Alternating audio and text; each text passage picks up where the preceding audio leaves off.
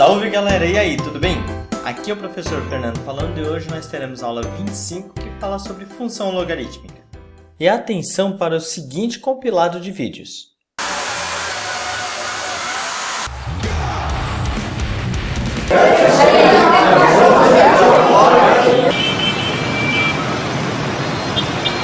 E aí eu faço a seguinte pergunta: o que esses vídeos possuem em comum? Exatamente! Todos eles representam alguma forma de barulho, de ruído. Podemos chamar isso de poluição sonora. A poluição sonora das grandes cidades se caracteriza por um problema cada vez maior. O nível máximo de ruído que o ser humano suporta sem dano algum é de 65 decibéis, segundo a Organização Mundial de Saúde, a OMS. Acima desse nível, o ruído pode causar problemas que vão desde estresse até a perda irreversível da audição.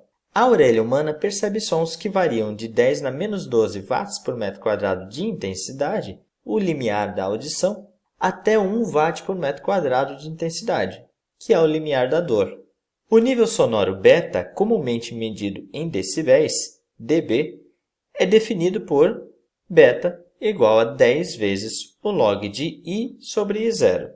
Nessa equação, I é uma intensidade qualquer e I0 é a intensidade mínima da audição humana, igual a 10 elevado a menos 12 watts por metro quadrado.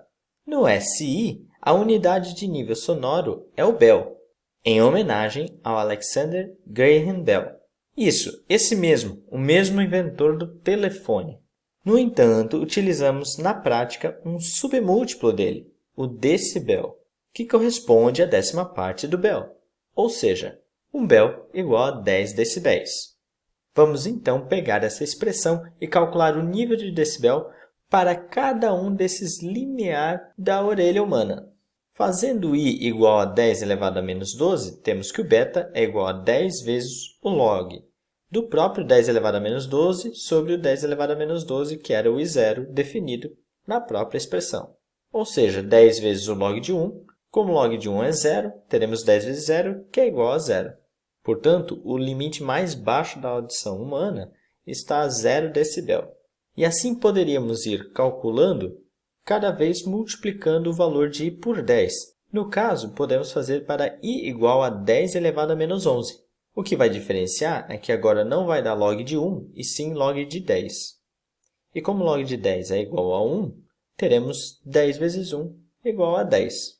E note que se formos aumentando esse i, sempre multiplicando por um valor de 10, o decibel também vai aumentando em 10. Podemos continuar realizando essas operações até chegar no limite máximo da nossa audição, que é para i igual a 1. E note que pelas contas teremos o log de 10 elevado a 12 e utilizando as propriedades de logaritmo, teremos 10 vezes o 12, ou seja, 120 decibéis. Perceba que todas essas contas geraram para nós pares ordenados. E com isso poderíamos montar um gráfico passando por esses pontos. Porém, note que esses valores 10 na menos 12, 10 na menos 11, são valores muito pequenos para que a gente consiga observar bem em um plano cartesiano. Como 10 elevado a menos 12 é o próprio I0, vamos considerar ele como base e vamos substituir esses valores muito pequenos, então, por valores de I0 multiplicado por potências de 10. Por exemplo, no primeiro ponto temos 1 I0.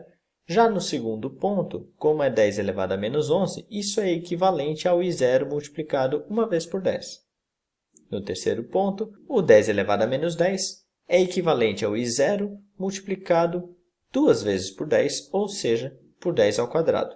Tomando somente os três primeiros pontos, agora a gente já consegue posicionar isso num plano cartesiano de uma maneira visível. E se traçarmos a curva que passa por esses pontos, poderemos observar o futuro gráfico que estudaremos de uma função logarítmica. Mas o que é uma função logarítmica? Toda função f que vai de a para r é denominada função logarítmica quando puder ser escrita na forma f de x igual a log de x na base a.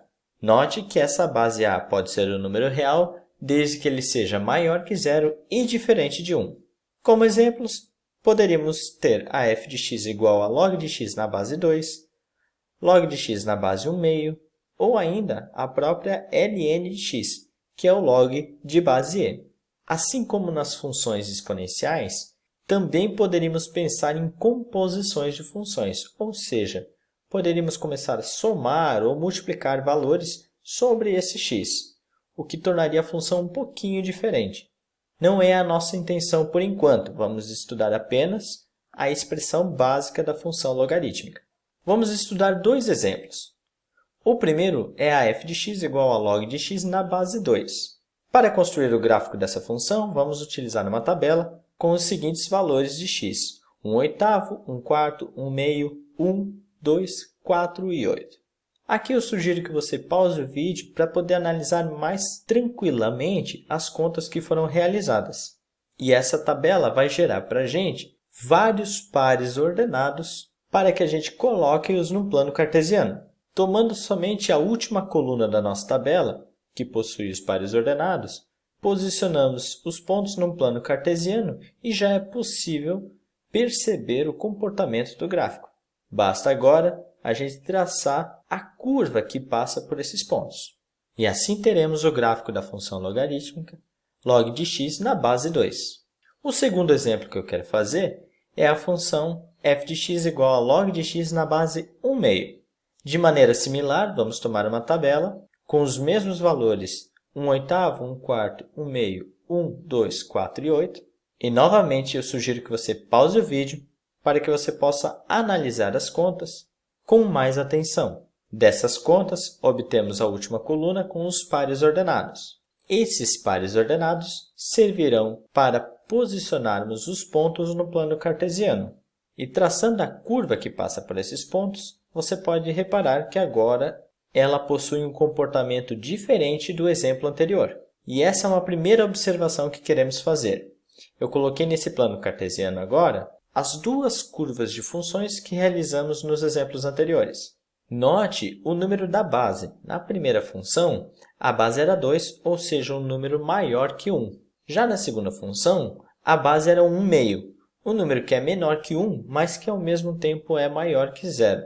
E não é à toa. Esse número da base vai nos dar a característica do comportamento do gráfico dessas funções. Para o a maior que 1, teremos uma função cuja curva é crescente. Já para o a menor que 1 e maior que 0, teremos uma função cujo gráfico terá um comportamento decrescente, muito similar com os gráficos das funções exponenciais, que já estudamos. Outra característica interessante desses dois gráficos é que ambos passam pelo ponto 1, assim como o gráfico da função exponencial. Porém, o gráfico da função exponencial passava pelo ponto de coordenadas 0 e 1. Já o gráfico das funções logarítmicas passa pelo ponto de coordenadas 1 e 0. Ou seja, aquela música que tivemos na aula do gráfico da função exponencial praticamente também está valendo para o gráfico das funções logarítmicas. E uma última observação que a nossa apostila traz nesse capítulo. Eu coloquei dois planos cartesianos distintos e note que no plano cartesiano da esquerda eu coloquei duas funções, a função exponencial com base 2 e a função logarítmica também com base 2. Já no plano cartesiano da direita eu coloquei a função exponencial de base 1/2 e a função logarítmica também de base 1/2. E qual é a grande característica que a gente tira dessa comparação entre essas duas funções exponenciais e logarítmicas? Em ambas situações, temos um caso de simetria com relação ao eixo y igual a x, ou seja, essa reta pontilhada que corta o primeiro e o terceiro quadrante do plano cartesiano.